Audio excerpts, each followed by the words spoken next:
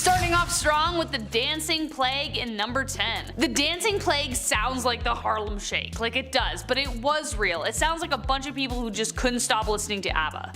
Oh wait, that's just me, because their new songs came out and I'm just obsessed. The dancing plague was actually a real thing that occurred in Strasbourg in July 1518. The whole phenomenon kicked off when a woman named Frau Trofria stepped into the street and began essentially doing like the twist and shout, and she did this for about a week. And then soon over 40 people joined her, all doing like the same move. A month later, 400 people were involved. For a while, local physicians blamed the hot blood and encouraged it as a way to quell the boogie nights. They even brought in professional dancers and a band. But then people started like collapsing and dying of strokes and heart attacks. So like what? Like what even is this? Like this is real. Like you're probably thinking like, Rachel, come on, we aren't that gullible. Well, Google it, baby. It is a well-documented event. The movers and shakers were eventually whisked away to a mountaintop to pray for absolution, and that cured them. I don't know why. One theory suggests that this was a result of consuming ergot, a fungus commonly found on damp rye which produces hallucinations and spasms, but there's no clear answer. People just love to dance. No idea. It's so weird, right? Like I was like, this has gotta be fake, and they were like, no, it's well documented. I'm like, okay. Sure enough, whatever, Google. I'm beginning to trust you less and less these days. Anyways, number 9. Disembarkment syndrome. Disembarkment syndrome is a very difficult condition to diagnose and even more challenging to cure. It is a strange neurological condition that follows a motion event like flying on a plane or being on a cruise ship. The patient will feel as though they are still swaying or rocking as if they're still on the craft. Symptoms vary in severity day by day, but they can also include confusion, nausea, sensitivity to light, headaches, a bobbing sensation, and could relate to stress and fatigue. Currently, there are no tests that can accurately confirm the diagnosis. Doctors usually default to it when they've ruled out all the other options, but no one knows what causes it. Dr. Yoon-hee Cha in America is the only clinical investigator of the disease, and her findings so far hint that the issue may be linked to, and I quote, hypermetabolism in a deep area of the brain called the entorhinal cortex. I probably said that wrong, sorry guys. Unquote. But that's about all we got right now, so hopefully those people can feel better very soon, but it all depends, right? Number 8. The madness of King George. Does anyone else have Jonathan Groff as King George like in the third in Hamilton in their head? No? Just me. Okay, cool. The madness of King George is a mystery a lot of historians are determined to solve. His infamous erratic behavior has become the talking point in movies, plays, and even children's books. But what happened? Was this simply a case of an undiagnosed mental illness? Well, probably. Other theories say that he had a case of porphyria, which includes aches and blue urine. Other evidence is found in his letters. At times his writing appears succinct and direct, while others he appears to repeat himself and use more flowery language, a trait very commonly found in individuals who live with mania and depression. But as for the case of porphyria, in his medical records, it is shown doctors gave him gentian, a plant with blue flowers that could also be responsible for the blue color of his urine. Porphyria, though, is also hereditary and none of his descendants had it, so it is likely it was a mental health issue, but as to what was the official diagnosis, we can never really be sure. Number 7.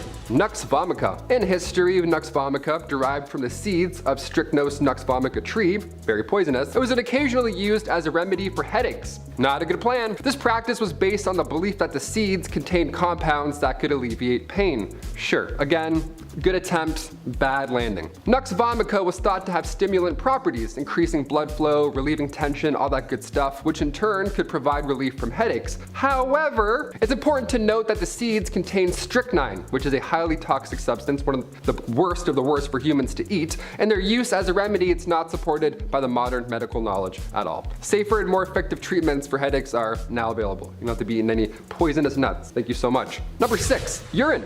In ancient history, urine, P, number 1, it was sometimes used as a medical treatment due to the belief that it possessed healing properties. Yeah, pour it in your eyes, see what happens. Don't do this. The practice can be attributed to various factors, including cultural beliefs, limited medical knowledge, of course, and the symbolic association of urine with bodily fluids and purification. Yeah, that last one's a big one. One reason urine was used as a treatment with this historical connection to the concept of uroscopy. That's where the color and smell and taste of urine was examined to diagnose illnesses. Yeah, some dude would be like, Bronchitis. That man's got bronchitis. Go get him. This practice originated from the belief that urine was a reflection of the body's overall health and imbalances. In some way, sure. In most ways, no. Furthermore, urine was considered to have cleansing properties and was believed to contain a substance that could combat infection and promote healing. That good healing stuff. There we go. Brewing up that healing potion. It was used topically to clean wounds, it was used as eye drops to treat eye infections, and it was even consumed orally for various ailments. However, it is crucial to note that the use of urine as a medical treatment in ancient times, or any of those times, was not based on scientific understanding or evidence whatsoever. They were just putting pee in their eyes and just hoping for the best. Number 5, moles migraines. The use of dead moles as a remedy for migraines was based on certain folk belief and traditions. Now, it was believed that the properties of a dead mole could help alleviate the pain with your migraine. Somehow, in some way, shape, or form. We're just gonna grind up a mole and see what happens. One method involved doing such. One method, you had to dry the mole and then grind it into a fine powder. This powder was then either consumed orally or mixed with water. It's like the worst crystal light ever. You'd be shaking that for hours before it looks good. Or this powder was applied topically to your temple or your forehead. Just dead mole rat powder. Smells great. It was thought that the potent energy or the mystical qualities possessed by the mole would be transferred to this individual, providing relief from migraines. However, do I have to say it anymore? No, it didn't work. The use of dead moles as treatment for migraines lacks scientific evidence, and it's not supported at all today. Because yeah, imagine rolling up to the doctors and he starts grinding up a mole rat. He's like, what is it today? Your foot? Is your foot hurting? No problem, we'll get you all sorted out. Number 4, medieval dung. We talked about number 1, now we gotta talk about number 2. That's the order it comes in. In medieval times, dung, animal feces, was occasionally used as an ingredient for these treatments. I know, where's he gonna put it this time? This practice may seem a little odd to us today, but hear me out, it had some legs back then. Had some prevailing medical theories and limited understanding, but it was something. Dung, poop, animal poop, was believed to possess these medical properties such as its supposed ability to draw out toxins, stimulate healing, or serve as a topical antiseptic. It was used in various forms, most commonly in ointment, and was applied to wounds, ulcers, skin conditions, you name it, man. Get creative. Whatever hurts, put some poop on it. Yeah, welcome to these times. Animal dung, such as, the dung from cows or pigeons, it was commonly used due to its availability. Yeah, you thought urine was bad, but it gets worse. Pigeon poop for your elbow? I'm like, I don't know, man. This doesn't seem very good. Number 3, mercury. Mercury, yeah, the element. Let's do this. In ancient times, mercury was used as a medicine due to its perceived healing properties. Now, this was an element, okay? It's not poo, it's not pee, it's something legit in the scientific community. It was believed to have a range of therapeutic effects, including treating infections, skin conditions, and even mental disorders. All that in a drop of mercury. How lucky are you? Mercury was applied topically or ingested orally, so terrible, with the idea that it could purify the body and balance your humors and promote overall well-being. With the element mercury, of course.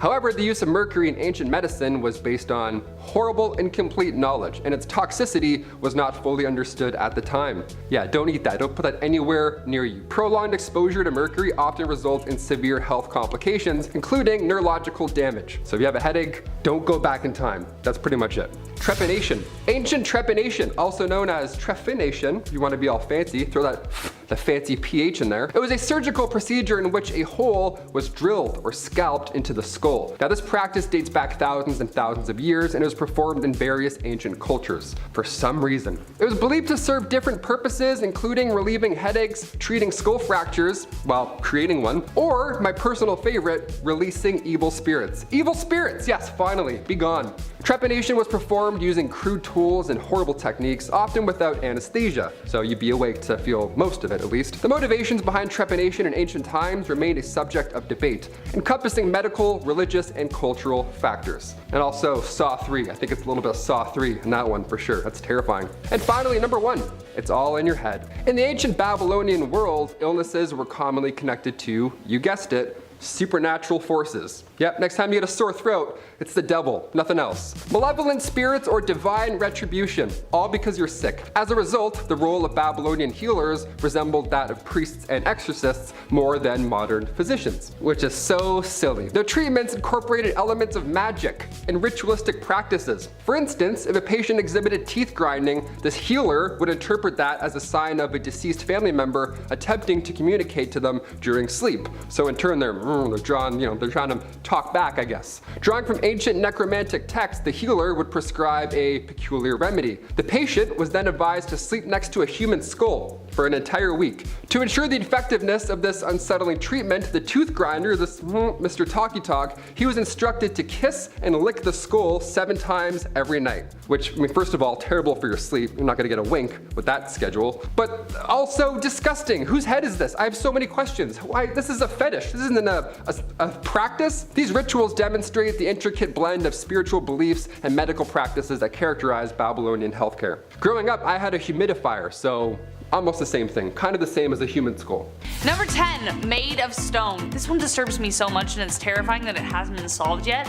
If you're a Game of Thrones fan, which hopefully you are, you've heard of grayscale, the disease that like poor Shireen Baratheon suffered in the series. Yeah, you know what I mean? Well, it may have been inspired by something that actually exists. Though there is a 1 in 2 million chance of getting it, it does happen. What is it exactly? Stoneman syndrome is a condition where the ligaments, tendons, muscles all slowly turn into bone. It starts with a stiffness in the neck and shoulders and then gradually moves down the body. Imagine having 2 different skeletons in your body. That's kind of what it is. What's even more heartbreaking about this mysterious disease is that you can't remove it. In fact, any attempt to remove the bone makes it grow faster and come back stronger. I hope they come up with a cure as soon as possible, as currently there isn't one, as to why it's a medical mystery. But because it's so rare, it makes it even that much harder to cure it because they don't have that much on file.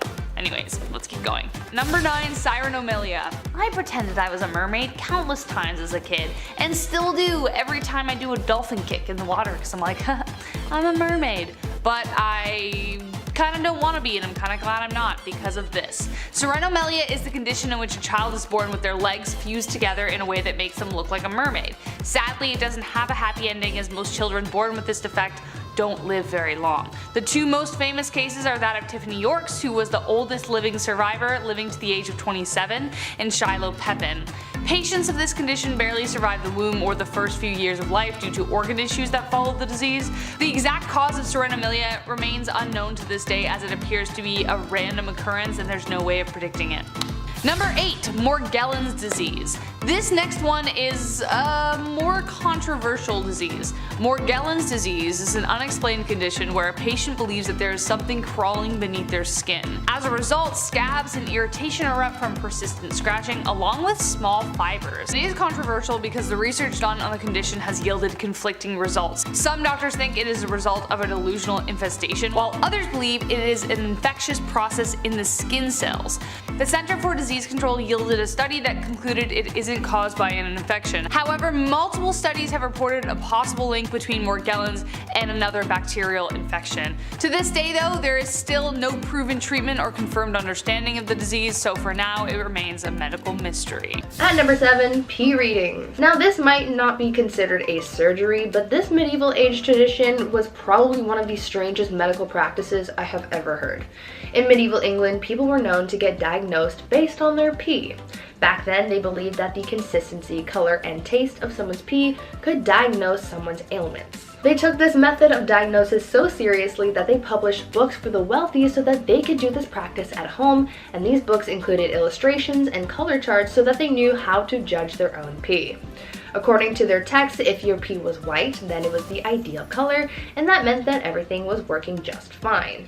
If it was wine colored like blue or black, then that meant that something was very wrong. And if it was green, then you were basically on your last leg and you should probably get your will in order. Now, I'm not sure how accurate these readings actually were, since medicine was basically non-existent back then, but they tried their best with what they had, I guess. However, I'm pretty sure you don't need a book to tell you that if your pee is wine colored, that's a bad thing. At number 6, eye surgery. Our eyes are very sensitive, which is why it's so important to keep them healthy. Oftentimes when something is wrong with our eyes, we naturally go and get them fixed. But back in the medieval age, if something was wrong with your eyes, you really had to think long and hard about whether or not you really wanted to get them fixed, because the procedure to fix your eyes sounded like an absolute nightmare. Back then, when someone had cataracts, a surgical procedure called needling was performed, and it involved having a doctor push a thick black needle into the patient's cornea. Remember, There was no anesthesia back then, so you were just raw dogging this entire experience. After the procedure was completed, the patient would usually be left with an unfocused eye, described to be similar to a camera without a lens. That didn't necessarily matter to everyone because while it would be hard to read the Bible, it would still be okay to plow a field, and as long as they could work, that's really all that mattered. At number 5, kidney stones. Now, I can't say that I'm all that familiar with the way that kidney stones are treated these days, but I would assume that it is very different and not as terrifying as how they were treated back in the medieval age. After learning about this, I'm convinced that this could double as a form of torture. Basically, how it went down is a physician's assistant would be sitting on top of you while you had your legs strapped to your neck. And then as the assistant was holding you, the doctor would stick 2 of his fingies up your little booty hole, press his fist against your pubes until he felt a hard pellet indicating a stone. After the diagnosis, then it would be removed through the bladder using a sharp instrument. Now, I've never had a kidney stone, so I don't know how painful it is to have one, but for those who have experienced this, would you rather go through this medieval procedure or just tough it out until you pass the stone yourself? At number 4, butt stuff. Even back in the medieval age, they had treatments for hemorrhoids. This illness was often associated with Saint Fiaker, also referred to as the, quote, patron of hemorrhoids. A 7th century tale said that this monk cured his illness by sitting on a sacred rock for several hours, and so in the medieval age, some physicians believed that the same method could apply to other people's butts. Obviously, that didn't work, so some other superstitious physicians came up with an alternate and more nightmare-inducing way of getting rid of hemorrhoids. If you didn't want to sit on a sacred rock for an extended period of time, you could always get a red-hot iron tube put up your butt. Yeah, I don't think it gets any worse than that.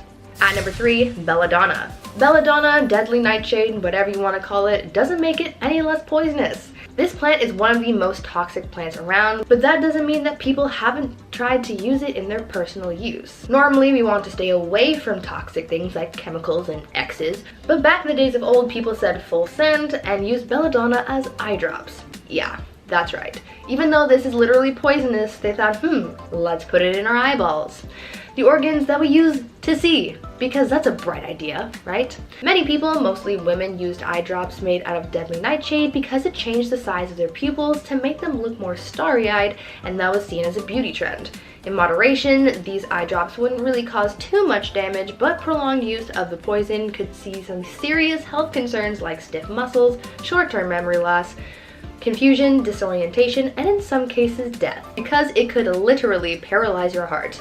And if you're thinking, man, I'm so glad we don't do that anymore, then think again, baby, because if you've ever been to the optometrist and you've had your pupils dilated, guess what they use? That's right, belladonna. It's not harmful to put just a couple drops in your eyes and not to do it again for a while, but if you get your hands on it and start using it too much and in high dosage, then you're in for some trouble. At number 2, trepanation. Trepanation is the process of drilling or scraping a hole into the human skull. Yeah, I know, that doesn't really sound like fun in the slightest, but back in the olden days, people did it, and it was a relatively common body modification for some reason. This practice was done in all sorts of cultures throughout different periods of time. During the medieval ages into the Renaissance, trepanation was used to treat epilepsy and mental disorders. This practice also dates as far back as the Paleolithic period. In ancient Peru, trepanation was done using a ceremonial knife called a tumi. In ancient Greece, it was done using a drill. Polynesians used sharpened seashells, and in Europe, the procedure was done using sharp flint or obsidian. Though we know that in the medieval times and the Renaissance, trepanation was considered a medical practice, in ancient times, the reason for this practice is still uncertain. It could have been to try and fix damage from a head trauma, but it's also believed that this practice was done to heal mental problems, release toxic spirits, or even as some kind of ritual. And finally, at number 1, knife hand. Now, this one is by far the craziest medieval surgery in my opinion. So you know Captain Hook, right? He's got a hook for a hand. Well, this guy I'm going to tell you about has Captain Hook beat by a landslide. A 6th century medieval burial was found in Italy, and it revealed a male warrior who had a knife for a hand. Yeah, this man had a knife instead of a hand. This warrior had his hand amputated. However, the reason for said amputation is unknown. In place of the lost hand, the prosthesis was a blade. Now, I don't know if this guy lost his hand in battle or something and they just gave him the best that they could, and that was a knife as a placeholder, or if he just willingly chopped off his hand so that he could have a knife hand. But either way, that is so badass, and I would have loved to see this guy in battle. Number 10, theater. Look, I really like this one. It's a medical procedure and theater at the same time. Taking a look at Mesoamerican culture, and more specifically the Aztecs, well, they loved to sacrifice people in front of roaring crowds nonetheless. And basically, it was a very crude operations. Doctors today have to go through a lot, and I am thankful for them. Really, I am. But I'm sure even the worst second-rate doctor today knows that taking someone's heart out, Mortal Kombat style, is a little bit of a Hippocratic no-no. No anesthetic, no hand washing, and this time the crowd really doesn't want you to wake up. Man, that's rough. They would just cut you open, grab it out, Kali Ma style. Not good. Nah, don't want it. Nope, no thanks. Number 9, hemispherectomy. Hold on to your bark bucket, folks, cause, well, I don't do well with this sort of thing. This surgery entails removing or disabling half of the human brain. Usually done for those suffering with seizures, which really suck. The success rate is around the 2/3 margin, and I'm about a 50 on the vom scale. Ooh, don't like it, makes me queasy. 20% of the people see at least a large reduction in those seizures. Those that don't, if properly considered, can go for a repeat surgery. But the last time I checked, 2 halves, put them together, that makes a whole, which is a whole brain. So I don't exactly know how that works, but okay, I guess the doctors know better. While there are some physical side effects, like that half of your body not working as well as it did before, or maybe that was the reason why you went in the first place, however, the brain does seem to make new neural connections, thus making up for a lot of the mental capacity the other half of your brain did before it was removed. That's cool stuff, man. Damn. Number 8. Here's another one I can't pronounce. Hemicorporectomy. Hemicorporectomy. Hemicorporectomy. Number 8. Hemicorporectomy. Also known as a translumbar amputation, or in nerd talk, remember that one time in that one Star Wars movie where Obi-Wan Kenobi cut Darth Maul in half after he was enraged by Qui-Gon's passing? Okay, that, but for real, and not charming actor Ewan McGregor performing your surgery. Although he's a handsome guy, he could probably do anything he wants. Can't wait to see Obi-Wan, I'm really excited. However, it is a severely drastic procedure, recommended only as a last resort for patients with severe or potentially fatal illnesses such as osteomyelitis, tumors, and severe traumas. It also means you lose access to both your gabagool and your main exit, if you catch my drift. I honestly don't know how doctors do it. It's just, oh man, that's a rough one, man. That's tough. Number 7, putrid finger syndrome. This one sounds gross. And it is. You're welcome. Imagine being so smelly that you could fill a banquet hall with your stench, even if you shower all the time. Poor guy. Well, that's what happened to this 29-year-old patient 5 years after he pricked his finger on a chicken bone. His finger accumulated an infection that made his body smell like really bad, specifically that arm. When he had to be examined, it was entirely intolerable for doctors to even be near him for long periods of time. Even worse, the infection couldn't be identified. No one knew what the bacteria was or how to get rid of it. They tried several treatments including ultraviolet light, but nothing worked. But thankfully for the man, the infection spontaneously cleared up and doctors have no idea how. That's pretty lucky, but if it did come from a chicken bone, then maybe we should all put Kevlar gloves on next time we chow down on some Popeyes just to be safe, because I don't want that. I do not want that. Number 6, baby brain teeth. Strange things happen while we're in the womb. It's a crazy, magical waterbed of weird stuff. Sometimes wires get crossed and accidents happen, you know, because that's life. Doctors suspected something was up when the head of a 4-month-old baby started to grow unusually fast. They weren't so surprised to see a tumor, as that was their suspicion, but what they found inside the tumor was kind of ugh. When they scanned the brain, they saw what looked to be fully formed adult teeth inside the tumor itself. Sure enough, that's what they found. Doctors removed several fully formed teeth usually found in the lower jaw. While this isn't entirely unheard of, teeth appearing in tumors it had never happened in this kind of tumor. So as to how or why these teeth were found in this type of tumor remains a mystery, but it was probably something to do with whatever smorgasbord was going on inside the tummy. It's a weird time. Number 5, stiff person syndrome. No, this isn't referring to someone's personality. maybe, but to a condition that affects 1 to 3 people per million. Super rare. As no one is quite sure as to the possible cause, it is diagnosed through exclusion, so similar to the Disembarkment syndrome I mentioned, so they have to test a whole bunch of other things to see if this is the case. Some of the main symptoms are, of course, stiffness in the lower back and legs, followed by severe and painful spasms from sudden movement. So say for instance if they got scared, it would be like pain all through their body. Though the symptoms themselves can be treated, there is yet no way to eliminate SPS from the body. The condition can show up at any point in life with no known trigger. There are only a handful of clinics around the world that know how to help treat this condition, but due to lack of cases and study, there's still a long way to go towards a cure. Number 4, Phineas Gage. I'm sure if any one of us had a pole jabbed through our head, we wouldn't be the same after that either. But for Phineas Gage, the change was night and day. Phineas was a foreman working on the railway bed for Burlington Railroad when a sudden accidental explosion on September 13th, 1848 sent a 3-foot 7-inch iron tamping bar through his head. He survived miraculously, but his personality changed drastically. Prior to the accident, he was reliable, shrewd, and capable, while after he became stubborn, rude, and loved to swear. Me too, man, but still. Entirely opposite to who he was. I mean, obviously the man lost half his brain, but his personality switch remained a mystery. Little was understood about the function of the brain, and though the accident obviously played a large role, no one quite knew how Gage could have ended up so different. Number 3, the tight seal. Sometimes when I'm on Central Dark, I wish my eyes would just seal themselves shut, because then I wouldn't be able to see anything. But when I read this story, I better be careful what I wish for. Psychological or one-of-a-kind case? Doctors are still trying to decide.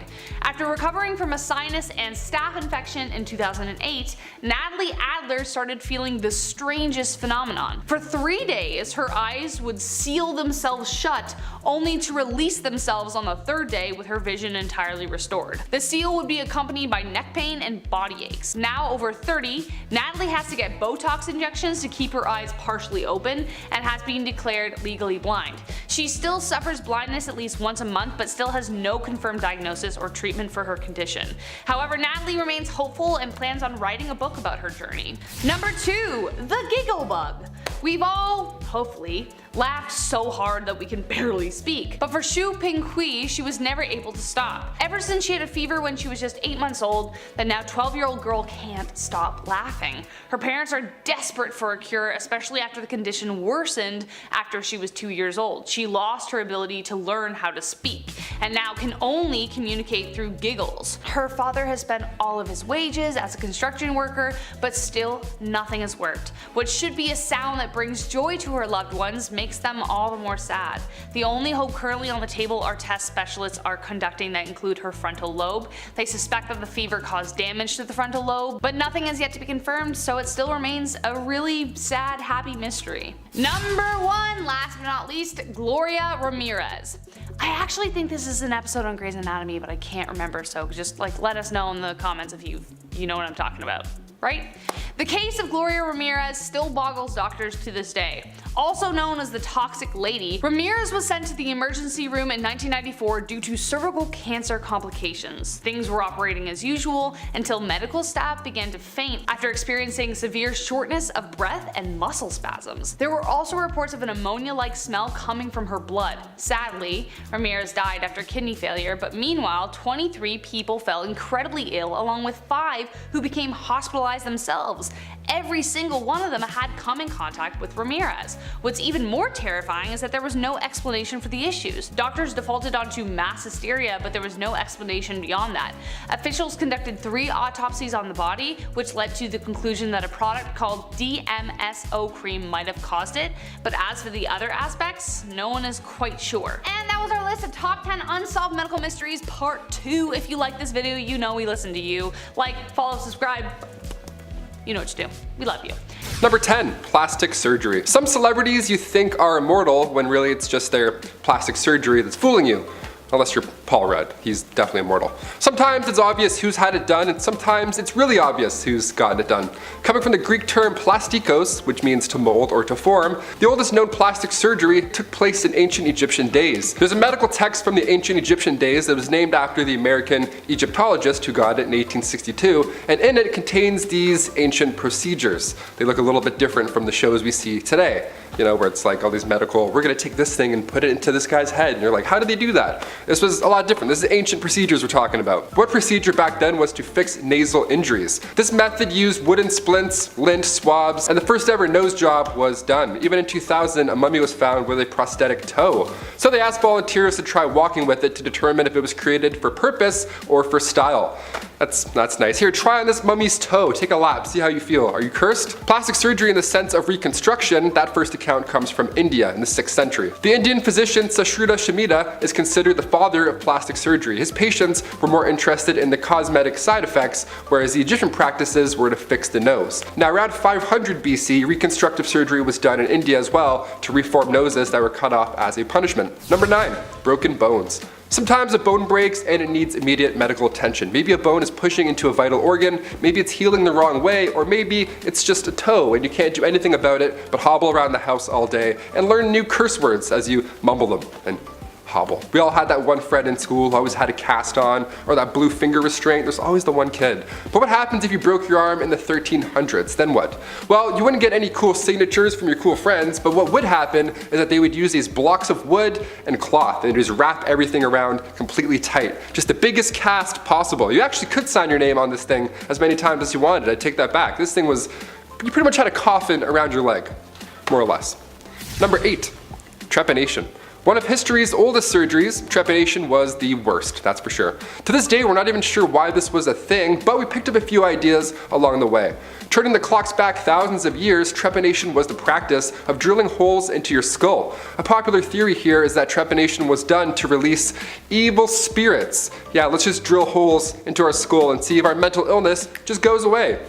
As barbaric as this sounds, skulls found in Peru hint that this procedure wasn't as fatal as you would think. The reason that this would happen was also to clear out bone fragments after skull fractures. So you'd show up with a headache and then you'd leave with a hole in your head. But honestly, the fact that you're leaving at all is pretty surprising. They obviously didn't have advanced medical instruments. They would use any sharp instruments they could find, like rocks, flint. It was pretty rough. This was the first surgical procedure around 6500 BC. The term trepanation comes from the Greek term trepanon, which means a borer, to drill essentially.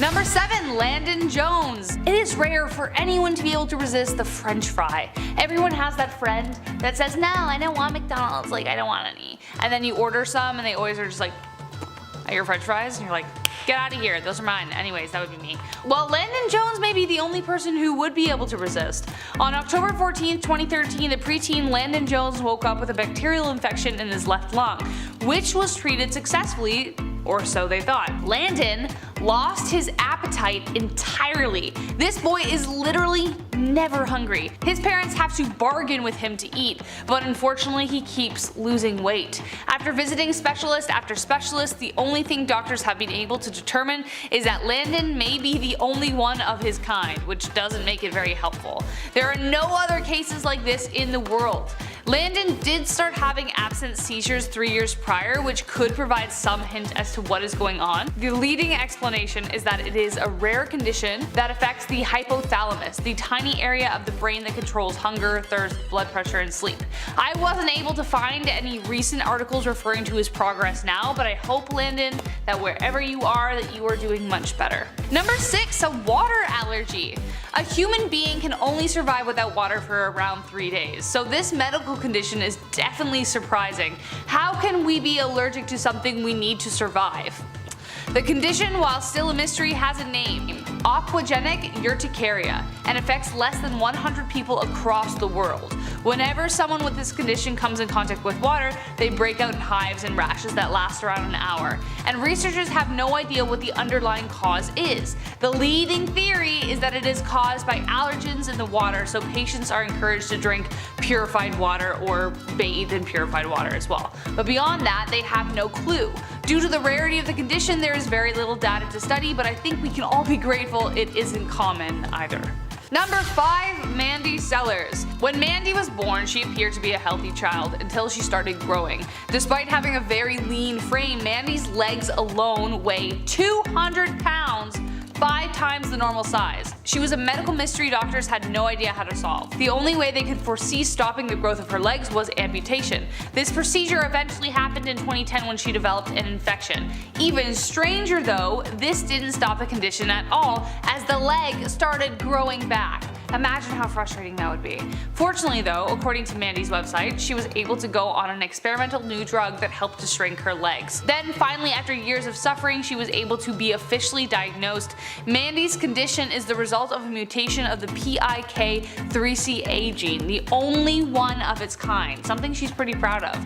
Still, doctors have yet to come up with a more effective treatment as of 2019. She is still waiting for a new drug trial, and her legs appear to be kind of plateauing, so who knows where she's at now, but Mandy, I hope you're doing better. Number 4. Spontaneous accent. What do you mean? Nobody does that on this channel. Anyways, shut up, Rachel. God.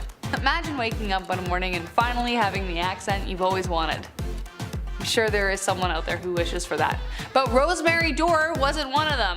Southern Ontario-based Rosemary Dorr immediately rushed to the hospital in 2006 after sensing signs of a stroke. She ended up spending most of that summer in post-stroke care, but what was very strange was her recovery. Rosemary took on an entirely new accent.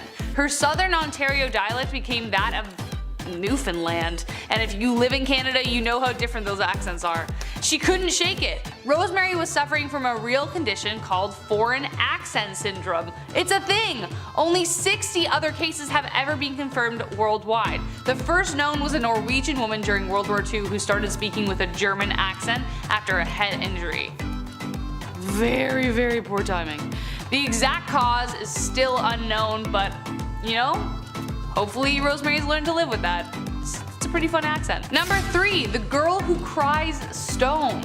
From a magic spell to a witch's curse, this little girl from Yemen shocked doctors and mystics with her strange ability. Sadia started literally crying stones since she was 8 years old, and no one can sort out why. Her father was desperate to find a treatment, and despite many x-rays in local clinics, nothing out of the ordinary was spotted. Most of the stones came out in the afternoon, weirdly enough, and she can produce as many as 100 in a single day. Thankfully, they do not hurt her, and for the most part, her life is normal. Since her case, one other woman in Bajal experienced similar symptoms, except this time they were accompanied by bouts of unconsciousness and a swollen abdomen. She has since been treated and recovered fully, but as to what is wrong with Sadia, no one is quite sure. Number 2. Brooke Greenberg. Sadly, Brooke passed away at the young age of 20 before she ever found the explanation for her condition. However, there is a chance that she might never have been aware of it. Brooke's body refused to age, and at the time of her death, she had never learned to speak and had the mental capacity of a toddler and remained the size of a baby. As an actual baby, her survival was considered a miracle in itself, as she endured a stroke and several stomach ulcers. She also mysteriously had a brain tumor that put her into a deep sleep for 2 weeks. Then it disappeared and she woke up. Kinda weird, right? By age 16, she hadn't lost her baby teeth, though her bones had appeared to have aged, just not grown. Her case was enough to bring retired medical expert Richard F. Walker back to the field. In fact, he has made it his life's work to uncover what caused her condition. Her case has since been labeled Syndrome X, and he continues to study similar patients. He believes that if they solve it, they will not only help these people, but perhaps discover the key to the fountain of youth. And last but not least, a superhuman memory. If I were to have a superpower, I would either want teleportation or superhuman intelligence. I think about that every single day. So the mysterious condition that Jill Price has me like green with envy. God, oh, what I would do, the books I would read. Jill can name every single detail of every day she's ever lived. Give her a date and she could tell you everything she did with ease, from like how many stirs she stirred her coffee with to like what she read that morning, every single thing. Her condition is called HSAM, highly autobiographical memory, and why people like her seem to have this superhuman ability is a complete mystery. Brain images have depicted differences in the structure of their brains to muggles like us, but it can't be confirmed as to whether it is these brain differences that cause the condition. Oh man, but if they could patent that into like a super juice or a kind of coffee, I'd be so happy. I'd be just very, very excited about that because good God. Dreams to life, you know what I mean?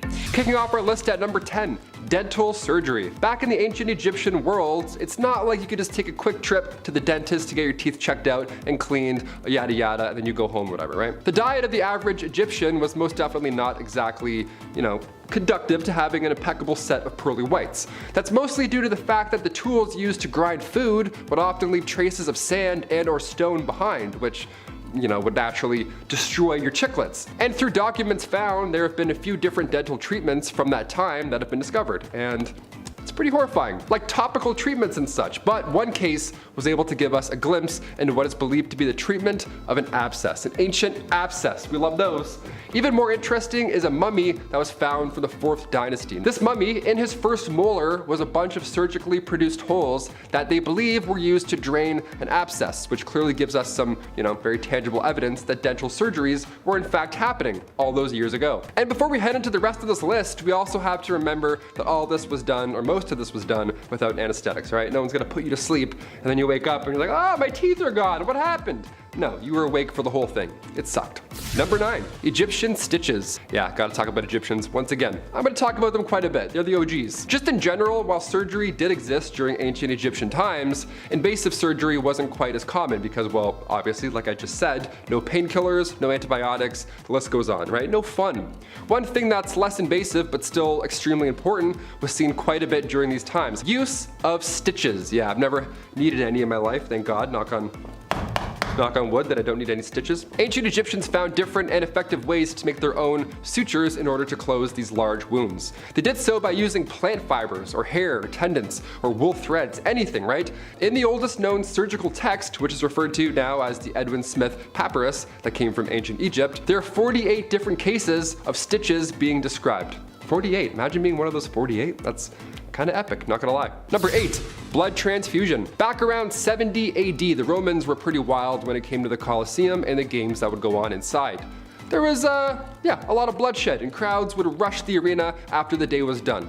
Not to get autographs, but to hopefully get a sip of that sweet gladiator blood. Yeah, blood back then was a magical elixir. And then near the early 1500s, blood was seen as this youth juice. Yeah, you drink some young blood as an elderly, and then those knees, your patellas, would apparently start working again. A lot of theories surrounding blood back then. And in the Middle Ages, bloodletting was a go-to when you were sick because they thought your humors were out of balance. It is so hot in this goddamn room. In 1628, blood circulation was discovered by a man named William Harvey. That changed the game, right? Now, the idea of something going into your bloodstream was in the picture hypothetically. That's a little odd. So we started to test this out on canines. Scientists were injecting them with different substances, and slowly but surely, that turned into blood transfusion between animals, between canines. So this is back in the 1660s, right? That's how early we started injecting things with blood. It's kind of gross. Number 7, lobotomy.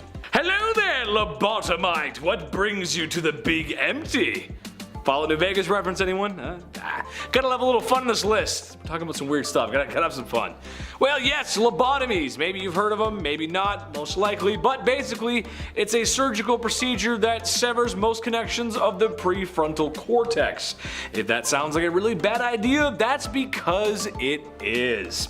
It was meant to help mentally ill patients, the truly disturbed, or sometimes even people who didn't really need one and rather just needed better medical attention, but we just didn't know any better back then. There was some success with this awful surgery, but more often than not, it led to worse side effects. And well, if you've ever seen Shutter Island, then you know what I'm talking about. Is it better to live as a monster or die as a good man? Number 6, the Lindbergh operation. Okay, imagine going in for a surgery that's going to make you live better. But you have to wait a while, and you worry about that day for months. You think about loved ones, what your life has been, and what it will be afterwards. Finally, the day approaches. And now your bum is hanging out a hospital gown. The doctors try to relax you as the surgery is about to commence. That's when they roll in this machine with arms, and they tell you that the surgery is going to be completed by a robot controlled by some doctors in New York. You're miles away from that. Well, that sounds scary, but it's true. This actually happened. In what may be the first transatlantic surgery. It's actually pretty cool and could possibly lead to some more life-saving surgeries in the future. That's a pretty cool thing. They had a robot that cut a lady open, took her gallbladder out. It's crazy thing. Look that one up, it's actually really cool. Number 5. Trepanation. Neil Armstrong, Henry Ford, and the first time I ate McDonald's. All of these events and people are responsible for great first moments in history. First man on the moon, first assembly line, and the first time I knew I was in love. Love me some of that clown beef. Delicious. Anyway, what I'm talking about is what is thought to be the first medical surgical procedure, trepanation, which dates back all the way back to our caveman days, ooga booga. Basically, when there was something wrong with you, the solution was to drill into your scalp until you saw gray matter, and that should release all your pain and pressure and suffering and whatever ails you, sir. Okay. Skulls have been found dating back to 6500 BC, as well as paintings that seem to describe the process. Boy, I need that like a hole in the head. That's a hole in the head? Good. Nice one. Anyway, number 4. Palm lines. Okay, getting into the really weird stuff here. Everyone at home, I want you to look at your palms. See those lines? Yeah, those lines in your hand. Yeah, they have a reason to be there. Or so the astrologer who charges $75 an hour from me down the street told me so. Money line, love line. Look, I'm not gonna pretend I know how it works. I'm just a guy trying to be Canada's next biggest comedy star. Hi. However, some folks really go for the whole astrology and healing crystal business. As a result, there's a cosmetic surgery to have the lines on your hand redrawn, if that makes any sense. Wow, okay. I guess to change your fate? Listen, I'm no Confucius, but your fate is decided by you, not an intrusive cosmetic surgery that's gonna make your money line smaller. Right? Number 3, Hylian ear job. Hey, look, no judgment here. I am a person just like everyone else. I got likes, dislikes, loves, hates. I am a big fan of the Legend of Zelda series.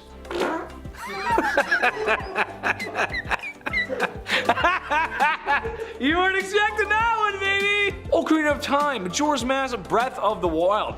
How's that for Breath of the Wild, Icarus? Who's at the center of these games? Link and Zelda, 2 elfish-like humans who possess the power of the Triforce. Or Hylians, technically. Nerds, I know, I'm sorry. Well, apparently the elf ear look is so desirable that the urge to hi-ya across your favorite patch of open grass is so strong that some folks are willing to have their ears cropped in order to look like Link permanently. I'm just using Link as an example because there's tons of creatures from other lore that have the same sort of features in the pointy ears, but regardless, removing and reshaping cartilage to achieve that elvish style is a strange one. Number 2, tongue splitting. Alright, you know what this one is, but it's just crazy to me. Tongue bifurcation is done by splitting the tongue. However, I just learned that it's not permanent, so just in case you grow out of your rebellious youth in your late 20s, then not all is lost, my friends. Kinda nice. Some want a certain look. Others do it because, well, it's for the super fun naughty bedroom time. Usually done with a hot scalpel to prevent bleeding, and then the cut sides are sewn and stitched. I don't think there's enough money on earth to have that done to me. I can't. I get a little, you know, it's just not good for, oh. Number 1, conjoined twin separation. This one always fascinated me, still does. It's such an unusual experience and actually pretty rare, but it happens nonetheless. Conjoined twins develop when an early embryo only partially separates to form 2 individuals. Although 2 fetuses will develop from this embryo, they will remain physically connected, most often at the chest, abdomen, or the pelvis. It makes everyday life challenging, and those who don't live like this very curious on how everyday things work. However, in a modern time, there's been great efforts to separate these twins.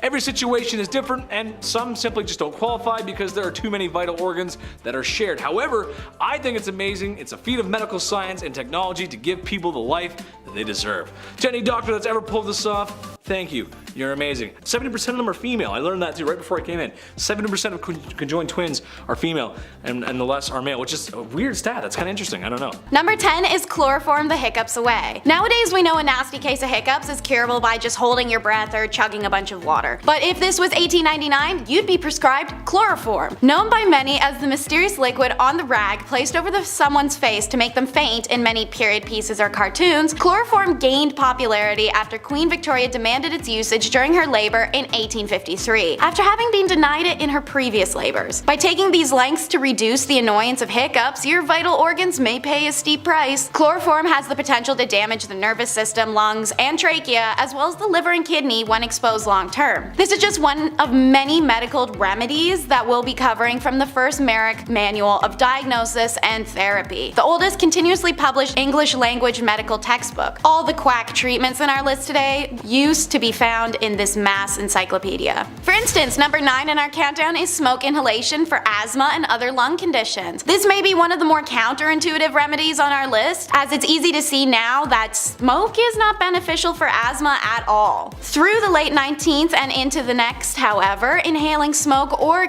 smoke, as well as stramonium, a hallucination-inducing nightshade, as well as lobelia, known for its sedative properties, were popular treatments for asthmatics. Asthma is caused when your airways can narrow or swell while producing excess mucus. Smoking, meanwhile, has been shown to eventually reduce the number of cilia, the lungs' filaments which help transport mucus into the lungs, which only leads to the worsening of asthma symptoms. This wasn't the only weird tobacco smoke belief, however. In 1872, an English newspaper talked of tobacco smoke enemas, which even reported that hundreds of lives might have been spared by the tobacco smoke enema. Okay.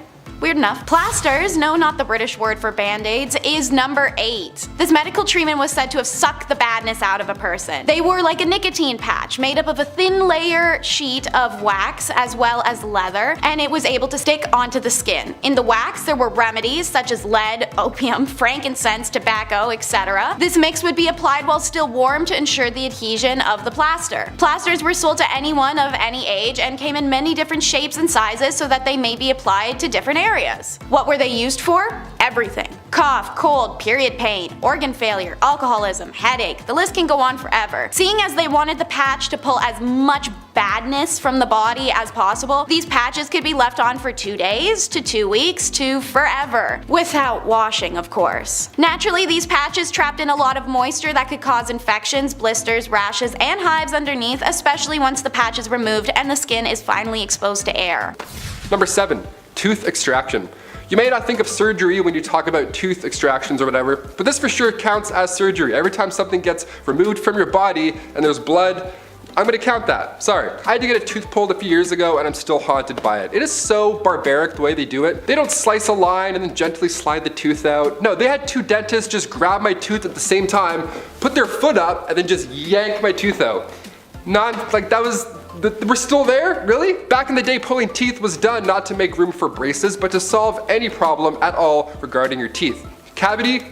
Gone. Toothache? See you later, tooth. Back in 5000 BC, a Sumerian paper referred to dental worms, so the earliest account of tooth decay, we think. Unless there were actual dental worms, in which case gross, but no, you had a cavity. We're lucky to have x-rays and modern technology tell us now if the tooth is coming in sideways, but back then some believed it was always tooth worms, no matter what. If it hurts, it's worms, get them out. Imagine pulling your tooth out and being like, didn't find any worms. Aristotle and Hippocrates wrote about dentistry in 500 BC, and the way that they would handle tooth decay or extraction was by using metal wires to fix wobbly teeth or even a broken jaw, so it was pretty horrible. If you go to the dentist now, just when you sit back and relax, you're sitting back and you're relaxing. That's it. The rest sucks, but these guys would stand up and just get yanked. Number 6, blood transfusion. Back around 70 AD, the Romans were pretty wild when it came to the Colosseum and the games that would go down. There was lots of bloodshed, of course. There's animals and warriors and a lot of stabbies, and crowds would rush the arena after the day was done, not to get autographs, but to hopefully get a sweet sip of that gladiator blood. Yeah, blood was considered a magical elixir back then, and then near the early 1500s, blood was then seen as youth juice. Yeah, if you drink some young blood as an elderly, those knees would just magically come back. Apparently. Don't drink blood if you're watching this. Don't. Unless you're Edward Cullen, don't drink blood. Team Jacob. Lots of theories surrounding blood in the Middle Ages. Bloodletting was a go-to when you were sick, because they thought that your humors were out of balance. It was like, oh, you're sick, you just got some weird blood, we'll drain you out a bit.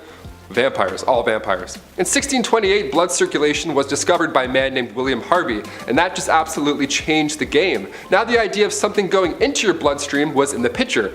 hypothetically. So we started to test this out on canines, of course. Scientists were injecting them with different substances, and slowly but surely that turned into blood transfusion between canines. So this is back in the 1660s. That's how early we started injecting things. Number 5. Mummification. Mummification was common. Even today we're finding more mummies. We're uncovering more ancient history. But how the hell was mummification done back then? How was it done so well? We're talking about teeth worms and trepanation. How did ancient Egyptians figure this out? And how is it done in a way where the bodies are still reserved this long? Well, it wasn't cheap, I'll tell you that for free. Being mummified was reserved for the rich. It's pretty brutal, but what you would do is basically you get a hook in your nose and all your brains would be pulled out. And then they would cut the left side of your stomach, remove all those goods, all the organs, just gone, let those dry, yuck. And then you put the heart back in the body and then you wash the insides out with wine and spices over and over again until eventually you cover the body in salt for 70 days, and around day 40 you gotta stuff it with sand. Come day 70, that's when you can wrap them in those mummy bandages. Then the sarcophagus awaits you, and so does the rest of your life. The jars of organs were also stored in the burial chamber with the sarcophagus. So it was just a big room of yuck. Number 4, cataract surgery. My brother was born with a cataract. This one's for you, homie. Cataract surgery is one of the oldest surgeries in the book. Well, rather, in the painting. Found in a tomb in ancient Egypt was a painting of what is surely the oldest recorded eye surgery. Scientists are able to make this conclusion due to the length of the tool that the doctor is holding. Little metal rod going into their eye. Just doing this makes me cringe. They believe this was a method called couching. This happened to be recorded. The needle would push the cloudy lens to the bottom of the eye, ideally fixing their vision. The oldest tools found in Egypt tell us that 4,000 years ago, this was the first time that it had been done. But afterwards, evidence of couching was found all over the world, so they kind of were the OG couchers. It wasn't until 1747 until a doctor in France named Jacques Daviel, he performed the first cataract extraction surgery in a modern sense. Every method, older, ancient, modern, it all sounds wildly uncomfortable. If you've been through this, kudos to you. Hit that like button, glad your eyes and stuff are working. Number 3. Transplantation. Blood transfusion is one thing, but how the hell do we figure out transplants? This arm, now over there on that guy? The first successful one was in 1954 in Boston at the Peter Benton Brigham Hospital. That was like a surgical procedure. The first successful one, by any means, came from around 1000 BC. An Indian surgeon, Samhita, had written down details on how to transplant tissue from one of the body areas to repair nose injuries. I mentioned that a little bit earlier. But later on in the 16th century, that idea was revised. In Renaissance Italy in the 16th century, a man named Gasparo Tagliacozzi and finally French surgeon Alexis Carrel changed the medical game again. In 1902, they published their work on the new techniques using new studies on animals and blood vessels, and to this day, that technique is still used. In 1904, they partnered with Charles Guthrie in Chicago and performed the first successful animal transplant, saving the dog's life. So not that long ago, weirdly enough, had to include it. Number 2, open heart surgery. We've discussed ancient Egyptians and how they would clean out the entire body and put the heart back in. Now, of course, they weren't alive during any of this. That body is long gone. But when was the first open heart surgery? When did the impossible become a reality? Well, the first successful open heart surgery went down in Chicago in 1893. The patient was a man named James Cornish. He got a knife wound to the chest during a brawl. Now the surgeon, Dr. Daniel Hale Williams, who, by the way, used to be a shoemaker's assistant, saved this man. In the city's first interracial hospital, too. Lots of firsts happening in this one. There we go. There weren't any textbooks on this type of operation at the time, so the odds of survival were low. In fact, there weren't any odds at all at this point. There were no x-rays, antibiotics, anesthesia, but also there was no problem. Apparently, using just a scalpel, Dr. Williams cut through his chest, weaved through the nerves, muscles, ribs, everything important, until eventually he closed a severed artery near the heart. Cornish survived, and come 1894, Williams was promoted to chief surgeon at the Freedmen's Hospital in Washington, D.C. Coming at number 1, stitches. I'm going to totally jinx myself after this, but I've never broken a bone or gotten stitches in my life. I'm on high alert now at all times. 27, not too bad. Many of my friends, though, they've gotten stitches in their life. It's pretty common at this point. So I figured I'd cap this list off by going back to the origins of stitches. Going back to 3000 BC, once again, Egyptian literature, stitches were first made from plants, like hemp or cotton, or even animal tendons or animal arteries. Catgut was the most common. That was thread made of sheep intestines. One of the craziest ways of closing a wound was by using ants, believe it or not. Leafcutter ants or army ants, they would be held against the opening, and then you wait for it to bite down, and once it does so, you would then remove the body, cut the head off, so the head of the ant is still stuck biting onto your cut, staying there until it heals. Imagine Ant-Man showing up to save the day, and he just throws a pocket full of army ants. He's like, I'm here to save you all. He just shows up, whips all the ants. He's like, there you go, you're healed. They're like, we didn't expect this at all. Please send somebody else, Ant-Man.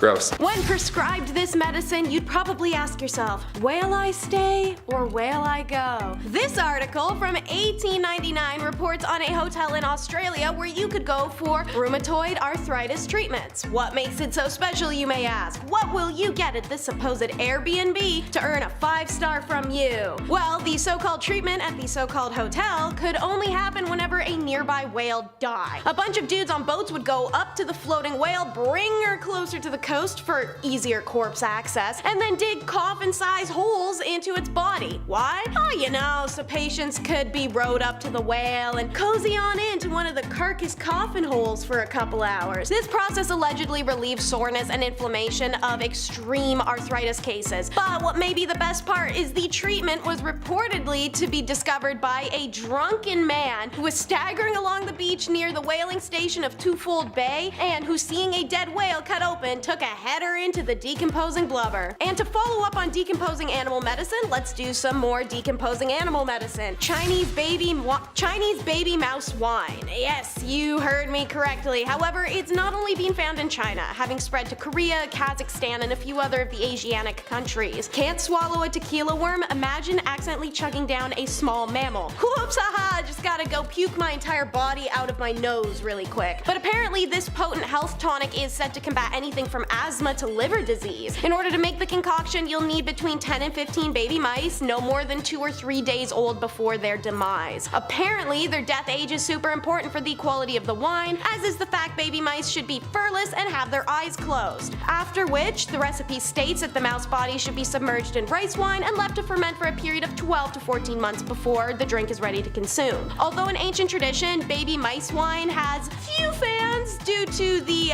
reminiscent taste of raw gasoline, but its ethical record isn't exactly squeaky clean either. Ancient India brought us couching, the ancient practice of sitting on your ass. In reality, the couching I'm referring to would have you on the edge of your seat, not kicking back in it. A leading cause of blindness worldwide is cataracts, which affect 24 million Americans aged 40 and over. Ancient Indians developed the first documented treatment for cataracts called couching. It's first documented back in the 6th century BC by the surgeon Sushruta, who had learned from ancient Egyptian experiments with cataracts. Over the years, the procedure was later used by the Greeks, Romans, Ottomans, and Europeans. During couching, physicians punctured the eye and manually dislodged and removed its cloudy lens. The result was the patient is only able to see movement or basic shapes, now though the cloudiness is gone. Unsurprisingly, this method often led to complications and not the intended outcome. You know, blindness can be a thing if you're jamming unsterilized crap in people's eyes without any formal training. In the mid-1700s, credited with revolutionizing cataract surgery, Frenchman Jacques Daviel made a major advancement when using a knife, blunted needle, and spatula, and he extracted the cataract through an incision in the cornea, the first ever ECCE procedure. Don't worry guys, it's only getting more gnarly from here.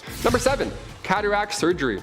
Okay, don't tell him I told you this, but Kyle, my brother Kyle, our other lovely co-host on B, is blind in one eye. Yep. Kyle was born with a cataract, but you would never know because he plays rugby amazingly and somehow he reads this tiny prompter. I can barely do it with 2 eyes. No idea how you do it, man, you're a champ. Cataract surgery is one of the oldest surgeries in the book. Well, rather in the painting. It was found in a tomb in ancient Egypt. It was a painting of what is surely the oldest recorded eye surgery. Scientists are able to make this conclusion due to the length of the tool that the doctor is holding. They believed this was a method called couching, which happened to be recorded. See, the needle would push the cloudy lens to the bottom of the eye, ideally fixing their vision. The oldest tools found in Egypt tell us that 4,000 years ago, this was the first time it had been done. But afterwards, evidence of couching was found all over the world. Now, it wasn't until 1747 until Jacques Daniel, a doctor in France, he performed the first ever cataract extraction surgery in a modern sense. He was the OG. Every method sounds wildly uncomfortable. If you've been through this, like Kyle has, kudos. Number 6. Skin treatment. As soon as summer comes around, honestly, it's game over. I burn so easily. That's why I'm a fan of winter, right? I don't have to keep applying sunscreen to my face all day and feel like I'm about to faint. But how did ancient Egyptians beat the heat back in ancient times? They didn't have Banana Breeze SPF 35. No, ancient Egyptians valued their skin as a symbol of beauty. Yeah, you think your morning skin routine requires a lot of work? Buddy, read a book. Their routine was written on a tomb.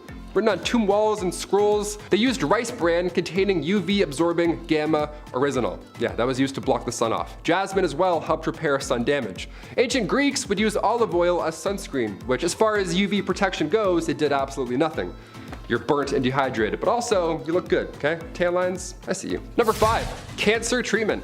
All right, the big C. Cancer is something that obviously very prevalent in our modern society, and because of the rising rates, it makes us ask ourselves, did cancer exist in ancient times? If so, where was it recorded?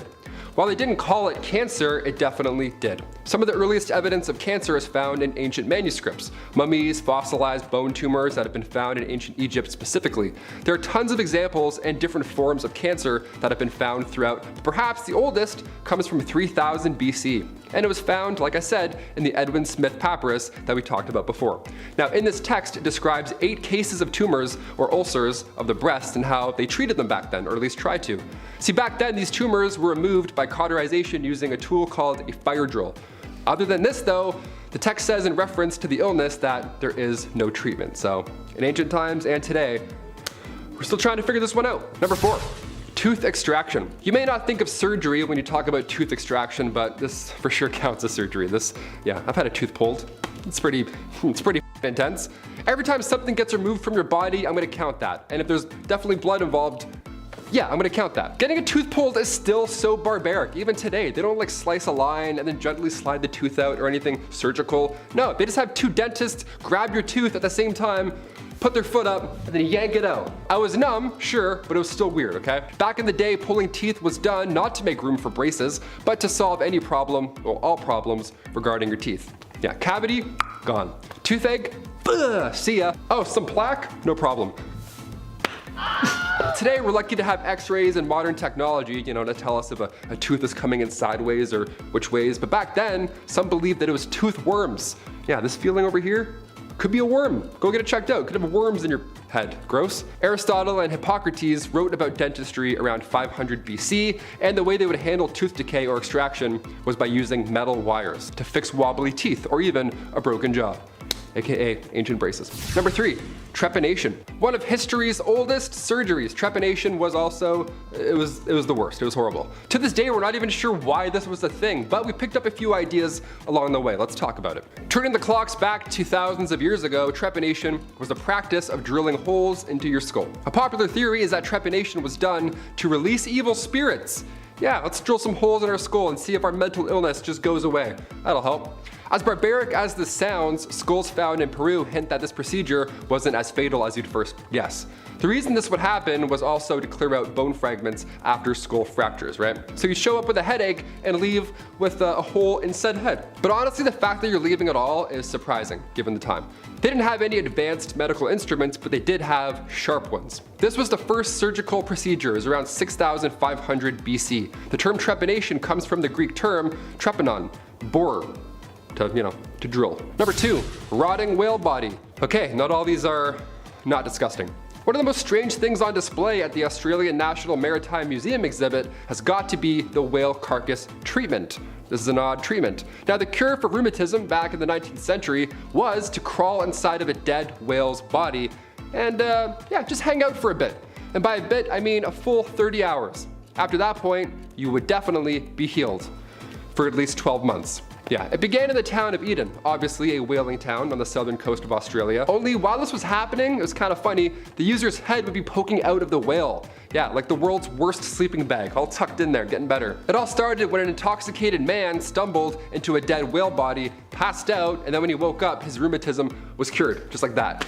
Yeah, from pale ales to pale whales. No more achy joints for you, my friend, let's do it. And finally, number 1.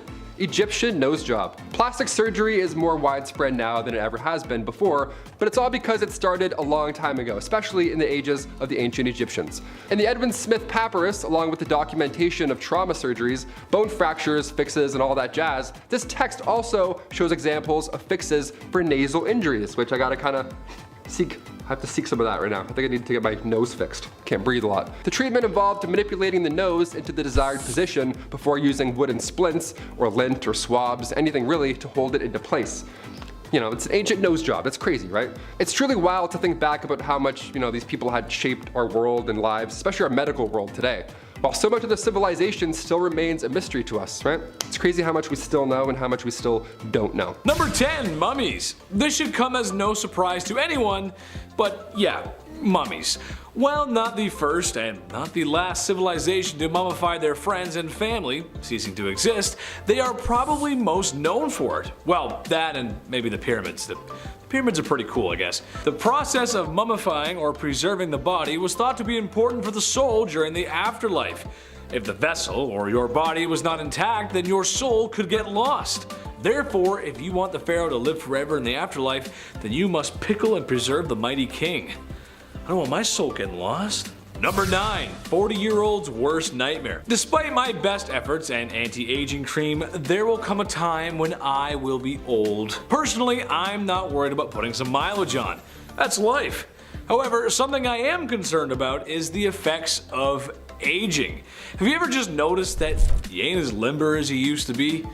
You get tired easily, and if you have more than 3 beers, you have to lay down for 3 days. However, something that happens to a lot of men reaching their 40s is a little trouble in the bedroom. This was an issue in ancient Egypt, except sadly, there wasn't a messed up process to fix impotence. I know, right? That's crazy. You thought I was gonna say something weird like wrap a snake around it or something.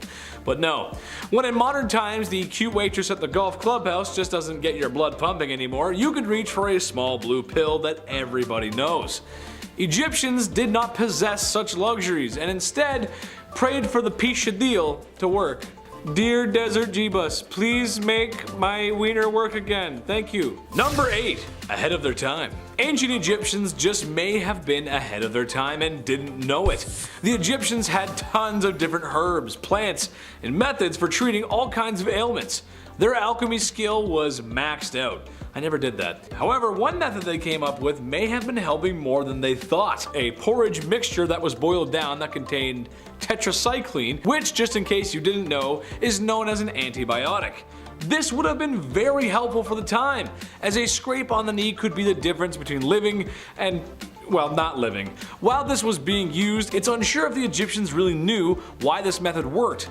We doubt they understood the finite details of antibiotics, and I'm not gonna stand here and pretend that I do either, because I don't. Arsenic, like plasters, was a cure-all, and it's number 7 in the countdown. If you've seen our other video, Top 10 Unusual Fashion Trends from the Victorian Era, you might know that arsenic was in everything in the Victorian era. Makeup, wallpaper, dye. No exception was made in medicine either, as arsenic was prescribed for anything from anemia in Merrick's diagnosis manual to anthrax, cancer, reduced libido, syphilis, or even cholera. While it was most popular to consume arsenic, it could also be inhaled or injected. Being a byproduct of smelting, it's no wonder arsenic was everywhere during the Industrial Revolution, as there was an excess of it. So it was incredibly accessible and a household remedy. Since doctors already prescribed it to do so much, everyday people just start to use it to treat any common ailment. Unsurprisingly, many people suffered arsenic poisoning symptoms. The ailments are now referred to as Fowler's disease. Number 6 is all kinds of gross and questionable. The everlasting pill. When the Merck manual was first published, part of the comprehensive treatment plan for an eruptive fever, which is a classification for diseases like scarlet fever, smallpox, and chickenpox, was actually laxatives. Castor oil was the main laxative choice for Victorians up until the debut of the everlasting pill, made up of a metal now known to be toxic called antimony, would be invented. Swallowing this would induce severe vomiting and diarrhea, thus giving the body what they thought to be a healthy cleanse, and their intention was to purge diseases from the body. It earned the name the everlasting pill, as the pill would pass through the gastric system mostly intact, meaning it could be retrieved and cleaned for future use. Seeing as the metal was greatly valuable at the time, it was quite common to keep it in the family and hand it down generation to generation. Imagine getting that in your granny's will. Watch out, it may shock ya. Number 5 is shock treatment. When profit can be made off of insecurity, unsavory business flourishes. Victorians honed in on the man's moral weaknesses as a cause for erectile dysfunction, and impotence was thought to be caused by either too much sex and masturbation or not enough. So doctors took a few shocking routes, literally, such as galvanic baths or bathtubs filled with electrodes, which were supposed to restore sexual desire in an advertised 6 sessions. For a more direct approach, a thin rod with running electric current could be placed up into a man's Repeat that twice a week, about 5 minutes each time, and your little man should be ready to rumble. By the late 1800s, ads were running for electric belts aimed at weak men. They claimed to help cure kidney pain and sciatic nerve issues and backaches and headaches and nervous exhaustion, and of course, mainly their dysfunction. While today impotence is recognized as the result of physical or mental duress, age, or genetics, the belief that electric shock therapy is a useful cure for impotence still persists, and some studies have shown positive signs. See that, fellas? Don't knock it till you try it. Speaking of electrocuting genitals, you can't tell me that didn't happen at least once with the first electric vibrators, which is number 4 in our countdown. Female hysteria became a diagnosable medical condition way back in medieval times when the concept of a wandering uterus, when a discontented or displaced uterus would cause a woman ill health, was first coined. Believed to have symptoms such as irritability, insomnia, fainting, anxiety, menstruation, or horniness, pretty much every woman showed these symptoms. Hysteria was pretty common. Doctors' cure? Hysterical paroxysm, an orgasm. For hundreds of years leading up to this invention, doctors were manually administering pelvic massages to women to achieve the necessary cure. But all that wrist work added up over time and doctors needed a break. So cue Dr. Joseph Mortimer Granville. He created an electric steam-powered electromechanical medical instrument, nicknamed the manipulator. The device allowed women to give themselves home massages to cure their wandering wombs and giving doctors the well-deserved break they needed. A questionable cure for a very questionable diagnosis. Number 3 is not for the faint of heart. They loved leeches. It may be crazy to imagine, but between the late 1700s and well into the early 1900s, there was a booming leech trade all across Europe. Leeches were shipped from Germany to America by the tens of thousands. England even had to start importing them from France by the mid-1800s as their own leech stocks were not even enough to supply their own doctors. Francis Bourgeois believed that all diseases resulted from the excess buildup of blood and documented this belief in a medical journal that would subsequently cause leeches to become the go-to treatment in France and then later spread across Europe. This usage of leeches then became worldwide from there, and so obscene that the creatures started to go extinct. However, what these quacks didn't know is that bloodletting was very rarely beneficial to any conditions, and applying leeches often resulted in detrimental side effects such as blood loss, diarrhea, and vomiting, or those with poor immune systems could even be exposed to hazardous bacteria and infection, let alone death from hemorrhagic shock for literally anyone they did this to. Eventually, the excessive use of leeches meant that they became too expensive to ship, too scarce due to the over-farming to find, and medically obsolete in the face of new science that questioned the medical merits of bloodletting. Thank God. Number 2 doesn't allow you to touch where number 1 usually comes out. It's the masturbatory mental illness. Obviously, it's natural, normal, and well, fun, but the Victorian perspective of masturbation was nowhere near what it is today, as our old-timely friends saw it as a serious threat to mental and physical health, or even could kill you. Self-love was seen as an ultimate evil, but beyond moralistic arguments, many physicians thought that every orgasm drained a man's energy. Married men were warned by doctors to limit the amount of sex they were having, while unmarried men were encouraged and urged to conserve their essence by avoiding sex altogether, particularly masturbation. Even wet dreams and uncontrolled ejaculation were considered a sexual dysfunction, as masturbation essentially became the male version of hysteria. So, how did you treat this condition? Men had to stop masturbating. Fear and shame campaigns did what they do best and stimulated the market to provide quick quack remedies. They came in the form of anti-masturbation devices that looked like torture chambers. Most popular was the juggum, which was a metal ring attached around the base of a man's, and then screwed on. If he was to become erect at any point, whether awake or asleep, the now inflated skin would make contact with sharp metal teeth that would dig in. Like I said, most popular. Consider how much worse these other options were for that to be the primo choice. A spermatic truss was essentially the first jock strap, but meant for every day. And the Bowden device fastened a little metal helmet to the end of a man's member that bound up into his pubic hair so that it would be ripped out should he become erect. I'm more than happy to keep going, but I'm sure more than enough people are wincing right now. Keep in mind, while these men were going through this to avoid masturbation, women were being prescribed it as a cure. Number 1 on our countdown may be a bit of a surprise. Surgery. How could surgery be a questionable treatment? Well, it itself isn't, but the men performing it and their hygiene towards surgery were. Most famous is Robert Liston. Said to be able to remove a leg in 30 seconds, he notoriously used his own mouth to hold scalpels, knives, and even once sucked the pus out of a woman's throat wound. According to medical historian Dr. Lindsay Fitzharris, surgeons never washed their instruments or their hands, and Victorian surgeons were known for wearing old surgery garments out of prowess, reportedly so stiff with old blood that they were nearly cardboard in appearance. Even the operating tables themselves were rarely washed down, and it was said a visitor to St. George's Hospital in London 1825 discovered mushrooms and maggots thriving in the damp, dirty sheets of a patient's bed. When asked why they hadn't complained, the patient assumed this to be the norm. And what about surgery in the moment? Well, the patients were conscious and undrugged as they were operated on, and surgeries needed to be fast as a result. 1 in 4 people died after their surgery, whether it was still on the operating table or from infections afterwards. But what about our buddy I mentioned, Dr. Liston? Only 1 in 10 of his patients died. This was because of his speed. "Time me, gentlemen, time me," he'd shout to the surgery spectators to put his legendary speed to the test. Sure, he did accidentally castrate somebody once because of his wild motions, but nobody's perfect. In fact, while he's remembered for being the first surgeon to use anesthesia, wash his knives, and invent a still used medical tool, he is the only surgeon to ever have a 300% death rate. I'd be remiss not to mention that during a leg amputation, his lightning speed reportedly cut off 3 fingers of the assistant who had been holding down the patient. Then, as he brought the knife back up, he slashed the coat of a spectator. The spectator reportedly died immediately of fright, likely a heart attack. Though the assistant and patient survived initially, like most who were treated in Victorian hospitals, they died not long after from infection, which was also just called hospitalism at the time because of how many people died that way. It's easy to say that going to a Victorian surgery or a hospital may have been as efficient as rubbing dirt into a wound. Number 10.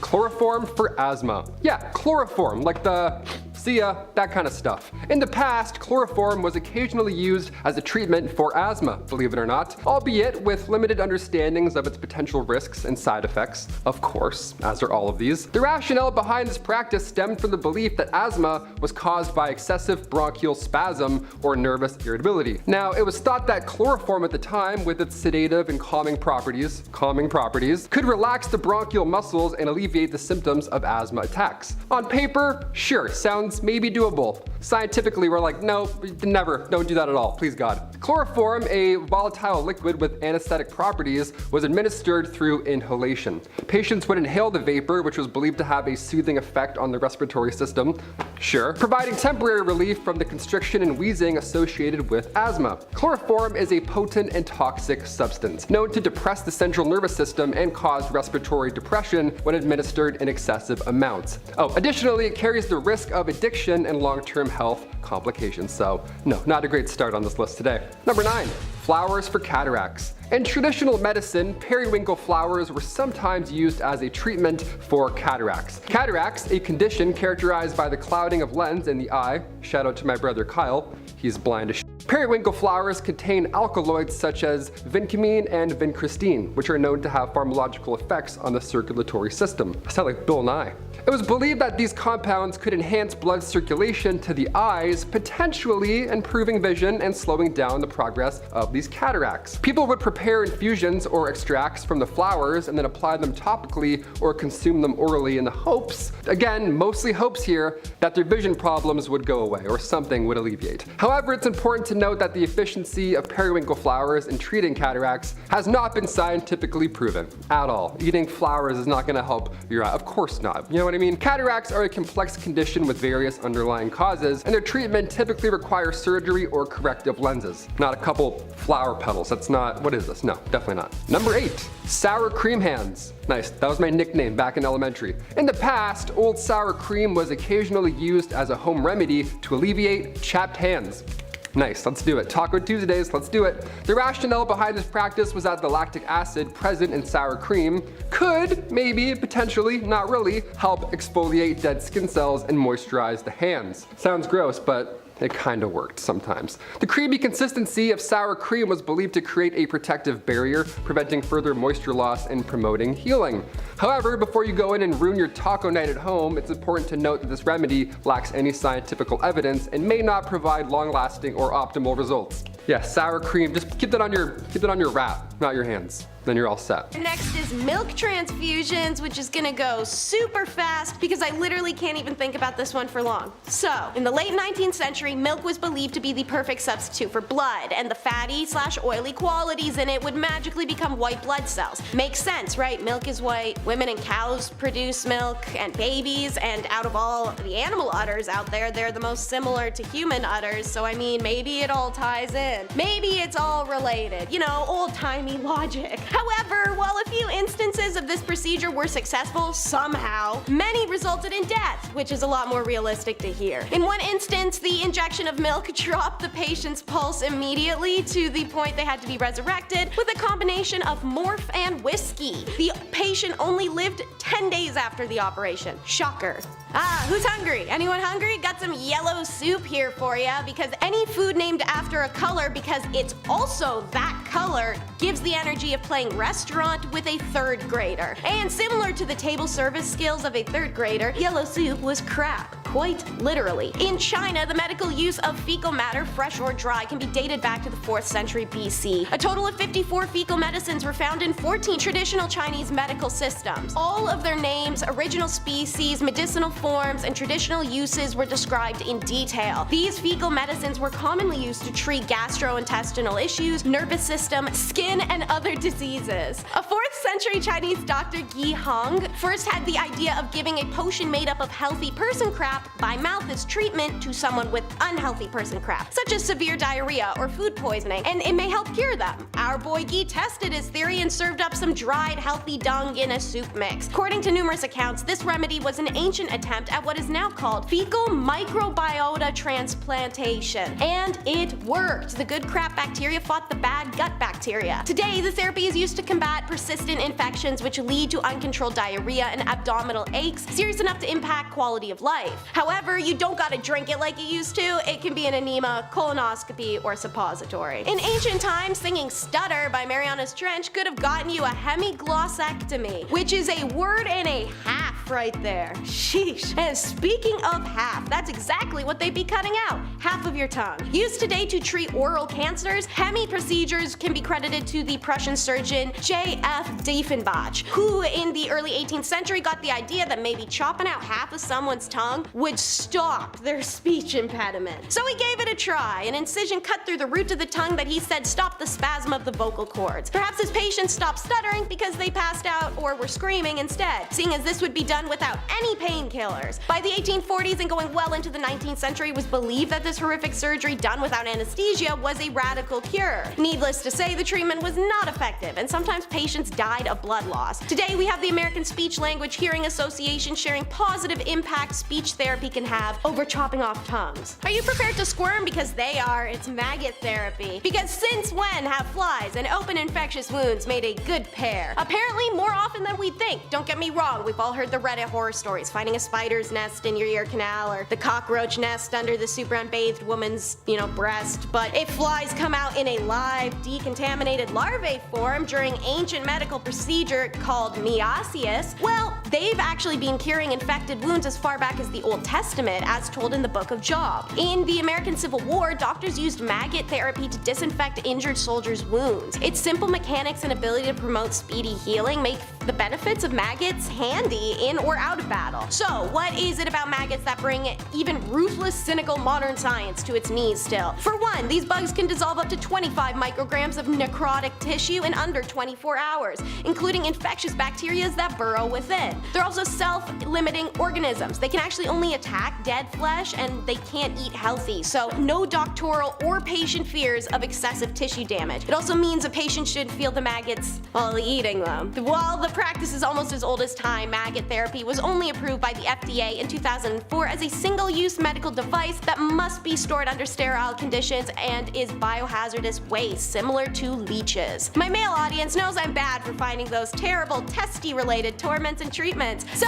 here is your warning, because lithotomy is next. Ancient Greeks, Roman, and Persian, and Hindu texts referred to the procedure known as lithotomy for removing bladder stones. Bladder stone was a common ailment plaguing mankind from antiquity to about the 20th century, since their diet was beer and barley and sadness. Since the ancient art of lithotomy was first recorded by the Greeks and evolved through 5 phases before it spread to the rest of the world. The instruments required a knife, a hook, and forceps to remove the stone. The patient would lay on their back, feet apart, and the stone would be pushed to a palpable point of the perineum, which is the piece of skin on a guy in between the party organs in the front and the work organs in the back, and then cutting it down. The knives were then wrapped in linens and everything, so the incisions wouldn't cut too deeply, although sometimes fingers were necessary to dig in there and aid in removal. It was an intensely painful procedure with a mortality rate of about 50%, as there was no regard for anatomy or dissection, and the wounds also were never closed. It's alluded to in the Hippocratic Oath with the line, "I will not use the knife even upon those suffering from stones, but I will leave this to those who are trained in this craft." Apparently, everyday blacksmith Jan de Root ain't afraid of no oath. Check out this oil painting he had commissioned of himself after removing his own bladder stone. Really sat there holding it for like 90 hours to commemorate taking a calcified rock out of his own pee-wee. Look how happy he is. If you've managed to stick through the video to this point, we've got more grisly coming next. It's the carnivorous cures.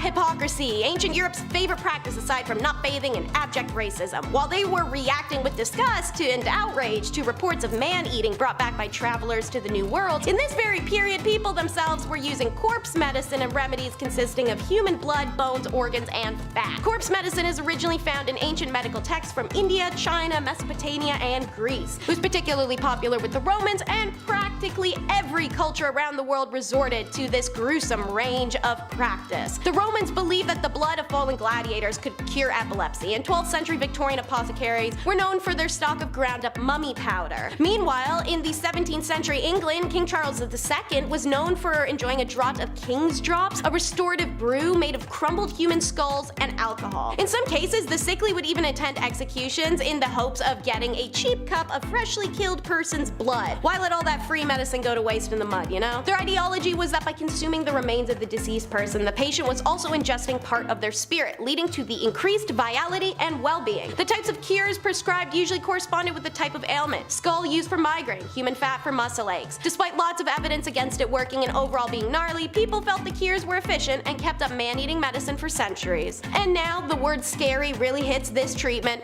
right on the nose. Old school rhinoplasty. Isn't that a fascinating yet horribly gut-turning sentence? These bad boys were performed in quite a few places and are rumored to either begin in India or ancient Egypt. In Italy, the procedure started to come about due to syphilis, which began afflicting the population in the 16th century. This STI had a horrible symptom called saddle nose, where the bridge of your nose collapses like that of a partying 70s Playboy bunny. This nasal deformity was a obvious indicator of indiscretions, and so many used surgery to hide it. Gaspare Tagliacozzi developed a new method of creating a new nose using tissue from a patient's arm. It's a little confusing, use the picture on screen to see what I'm describing. He would then cover this flap of skin with a piece of skin from the upper arm while it's still attached to the limb. Once the skin graft was firmly attached, after about 3 weeks, he would separate the skin from the arm. There were reported cases of patients' noses turning purple in the winter and falling off though. Okay, so over in India, they did this crap not even for syphilis, but for ancient human vanity. Found in the Shashruth Samhita, an important medical text from India dated in the 6th century BC, it's the most well-known nose reconstruction contribution to plastic surgery history. Shastra's surgery equipped a leaf to measure the size and shape of the nose, and instead of using the arm, a piece of the skin of the required size should be dissected from the living skin of the cheek and turned back over to cover the nose, keeping a small pedicle attached to the cheek. The part of the nose that which the skin would be attached to should be made raw by cutting at the nasal stump with a knife, and just like that, I'm done. I'm not continuing.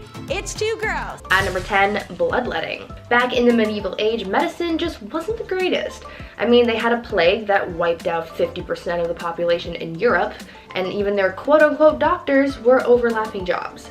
Barbers were cutting hair, obviously, but they were also setting broken bones and bandaging wounds, and I'm not sure I would really trust that. But back then, it was a case of you get what you get. So I guess people weren't complaining all that much about their barber Joey from down the street giving them a cast, you know?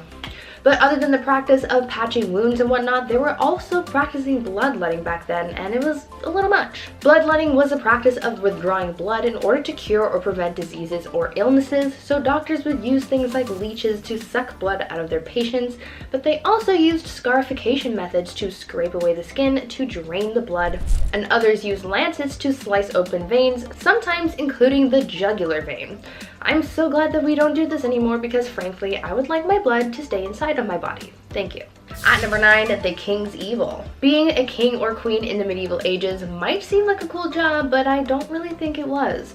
With the rivalries that these people had, they were at risk of being assassinated in one way or another. They had to worry about their bloodlines, and of course, that thing that everyone had to deal with, illness. Some kings, to help out their people, were tasked with healing an illness called the king's evil, and you're probably thinking, well, these kings aren't doctors, how did they cure illnesses? And to that I say, well, they touched it, of course.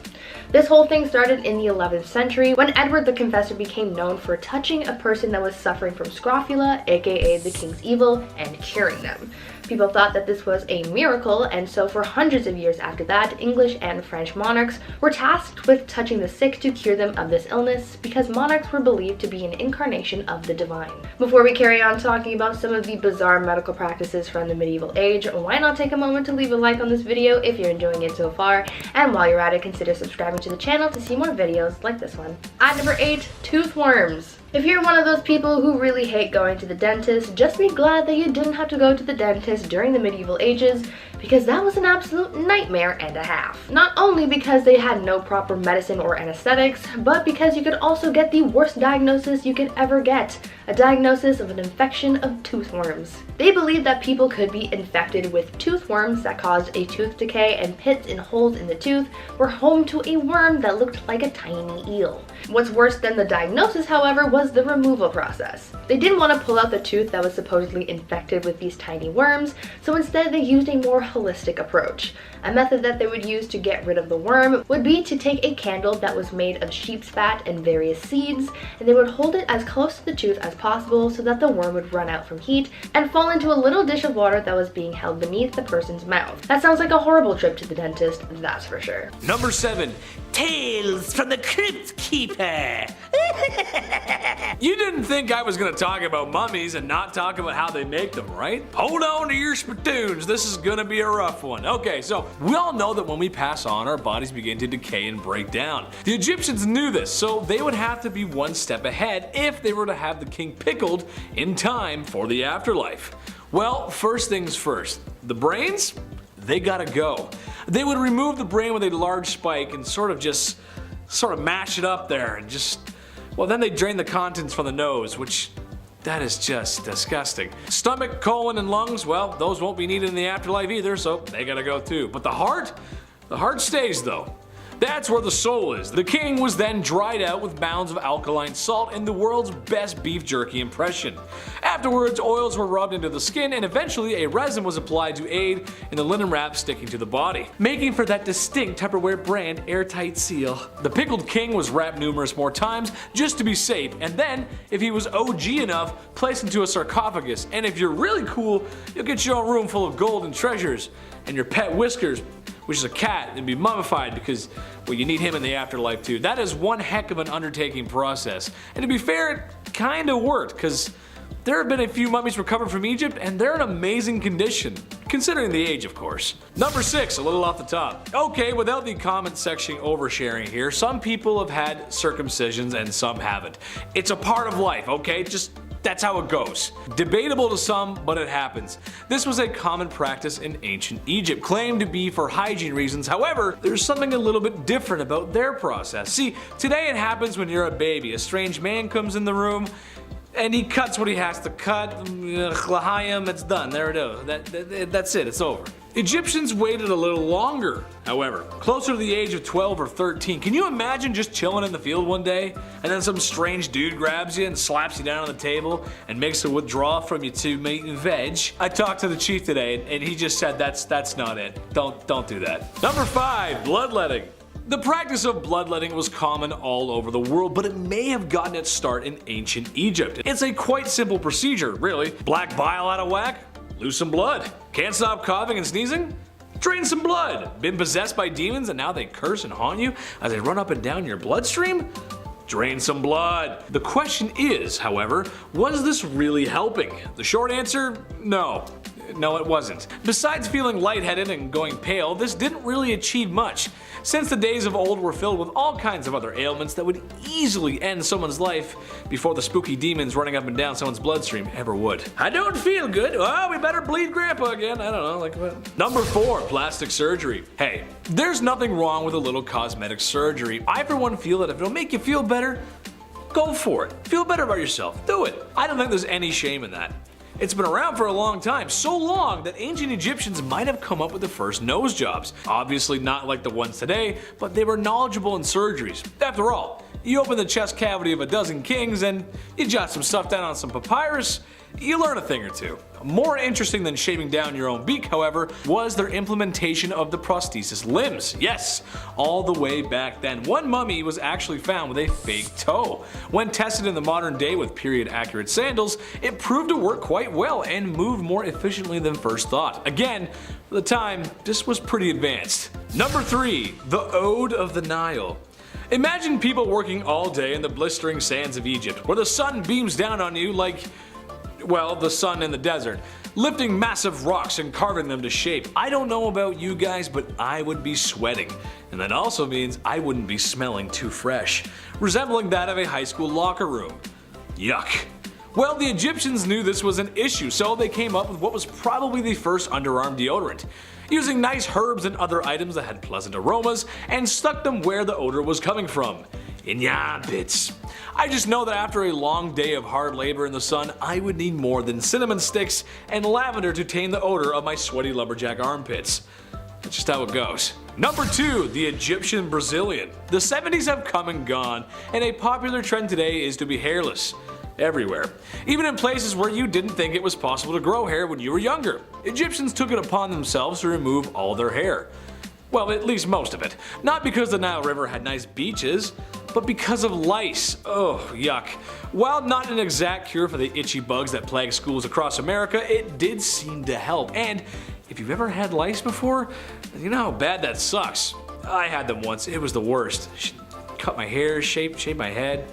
Lots of baths. It's no fun, man. Too cute for that. I don't want that. Number 1, Wario breath. Wow. Okay. It makes sense that Egyptians would come up with breath mints and mouthwash. They fed their laborers diets of foods that contained a lot of onions and garlic. Sure, I'm just like everyone else who cooks, and when the recipe asks for 1 onion, maybe I put in 2. When I asked for 2 cloves of garlic, maybe I put in 4. You gotta love that flavor. It was thought that they help fight off disease, and they were kinda right. However, after eating all that flavor, your breath would be something rancid. So herbs and mints were used to help quell the breath that could peel the paint off of walls. Thank God.